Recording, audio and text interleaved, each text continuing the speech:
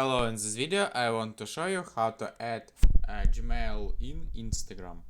First you need to open the Instagram app and then go to our profile. As can we see here, edit profile and share profile, and we have next to here email button.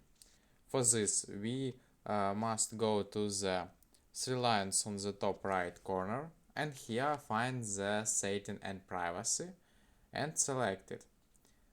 Here we have the setting of our account, then scroll down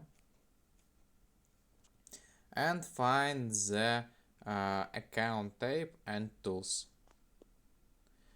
Just click on the switch to professional account, then continue again, and here choose some types for our account, for example blogger. Then click on the done and here click on the next. I click here not now and then click on the back arrow here. Then we will be switched to our professional account here, as can we see.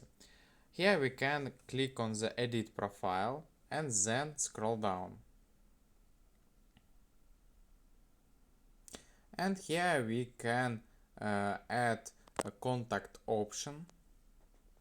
Just click on it, and here we can add some business email or business phone number or WhatsApp business phone number. For example, enter here some email and then click on the display contact info for this, and then click on the check mark on the top right corner for activate this option on your account and add email button next to your edit profile and share profile.